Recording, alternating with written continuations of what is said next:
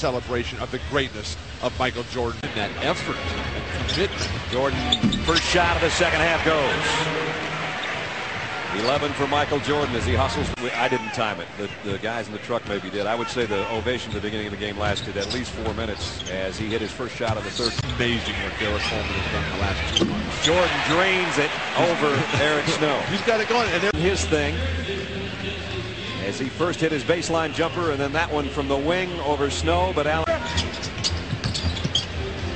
Iverson with the answer. Came back on the other end with a crossover and the jumper on the baseline to have the answer. And then Eric Coleman. And here come the Sixers. Iverson again behind the back. This time McKee. Philly looks terrific. And Doug Collins says, we got to call a timeout. Break. Iverson sneaks one to McKee on the 3-on-1. It's 67-50 Philadelphia. And we can't wait until everybody's home with their families, and thank you for being there for us. Steal by Iverson, behind the back again. It's getting to the old hat. McKee is living off Iverson's assists right now. Iverson has done this so many times. The block, tremendous defensive player, Allen Iverson, but in transition, you would think that Washington might start anticipating he's going to throw that behind the back. And then 4 points is what he has right now. But it's also great to see the class and dignity that we're witnessing from Michael Jordan. It would have to be an embarrassing moment. His team's getting just blasted here. He and Iverson, I wonder if it's behind the back. Nope, he'll do it himself, and the foul by Van Horn. Crowd up for their 76ers. They're putting a licking on the Wizards right now. And Iverson with Van Horn's follow. It is 89-64 at the end of 3. Beds. Eastern Conference standings. That's how they look right now as Iverson steps to the free throw line for his 30th point. New Orleans playing terrific ball at this point. The crowd chanting. And they're getting louder. 21,257, the second largest ever in this building and the largest crowd of the year. Check our Sprite mad skills. How about back to 1986? How mad was this playoff game? 63. That shot over Larry Bird. Then Danny Ainge couldn't handle him in the paint. Whoa! There's Bill Walton. Throw it in, Michael. Throw it in over him. Play some defense. Bill, play some defense. Block a shot. Block a shot. Do something. Don't wait at the basket area. What were you thinking here? Was he thinking at all? Well, he scored on the best of them. But disgusted side by, he said you can't teach if people don't want to learn, basically, in a nutshell is what he was talking about. Yep. You know, and one more thing. Just looked at Michael Jordan with all the people chanting at him, and I kind of gave a thumb toward the court, and he shook his head in the universal sign. Team down, the fans want him.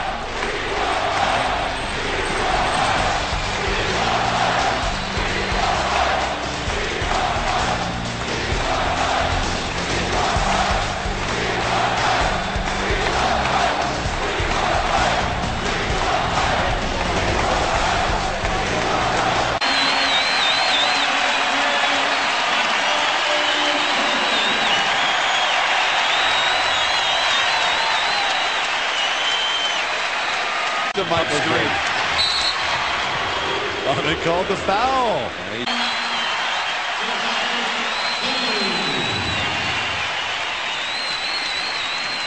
And he's going to get the bounce pass from the retiring Tommy Nunez, the referee. Let's check in with David. You know, guys, when Mickey Mantle hit his final home run, there's always been some question about whether he knew the pitch was coming. I think Michael Jordan knew that foul was coming. Eric Snow was awfully quick to come over there and foul him. Doug Collins was the guy I really think that convinced Michael to go in. And now Doug Collins is telling them to take a foul so that he can. There's the end of a legendary career.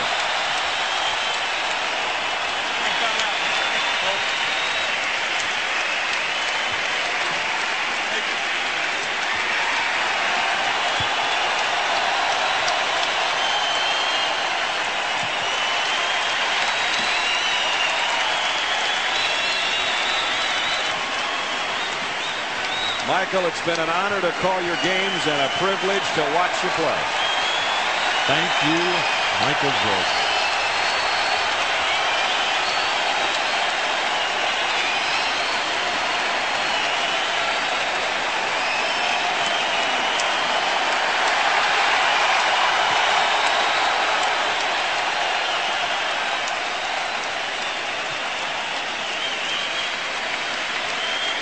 So the final point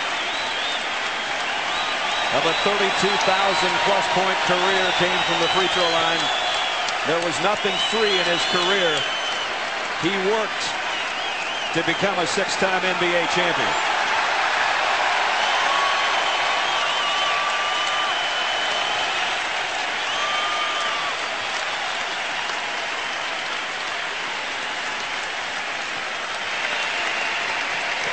And the MVP in all those championship seasons. All six of them.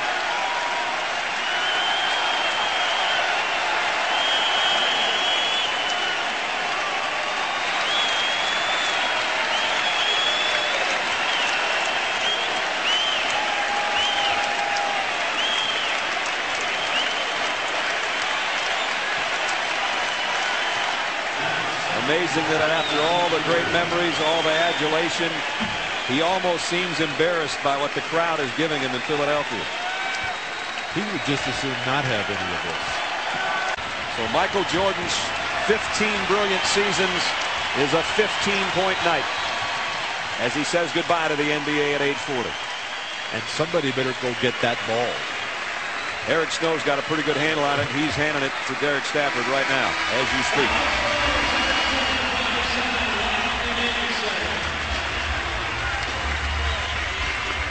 Larry Brown, who said, "I hope he scores 100 and we win." Michael didn't score 100, but the Sixers did win.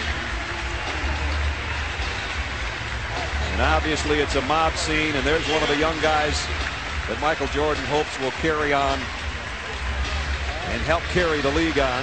Allen Iverson, the Tracy McGrady's, the Kevin Garnett's, the Webbers and the Kobe Bryants.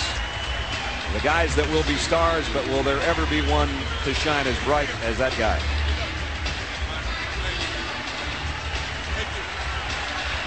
And now they play the famous song. I'm not sure there'll ever really be somebody that could be like Mike. And nobody has left the building. Everybody on their feet as he heads through a tunnel of admirers into a losing locker room, something he had hoped wouldn't happen, but he's got that ball that Bill was talking about. Yes. All right, I'll be right there. Let's check in with Michelle. All right, standing by with Allen Iverson. First of all, you got home court advantage for the first round, but maybe more than that, what did this win do for your team's psyche? It did a lot. You know, we dropped 3 games in a row. You know, our confidence was down a little bit. The effort in those games were suspect in most parts of the game, and we just wanted to come out here and just give a good effort and fight real hard, and whatever happened, happened. You said before the game it was going to be an honor to play against Michael Jordan in his final NBA game. Tell me what you'll remember most about tonight. You know, just the atmosphere, you know, and how the people embraced them, and you know how they sent them away from the game. It was just special, you know, something I was just glad to be a part of. I feel like it's a tribute, you know, to my family and friends, all the coaches and teammates that I've ever had to help me get to the point and be able to be a part of something like this. And it's just an honor. You know, Michael Jordan meant everything to me. He gave me a vision. He made me want to play the game, so it's even more special. Going into the playoffs, how are you feeling health-wise? How do you think this team is coming together? I feel good. You know, my knee is not 100%, but I don't have time to worry about that now. You know, I have a mission that myself and my team, you know, have to complete. And, you know, whether I'm beat up or not, you know, it's not going to matter because the guys that I'm playing against is not going to care anything about it. So it's just time to go to war, and I just want all the guys in the foxhole with me ready to fight. Congratulations on the win. We'll see you in the playoffs, Allen.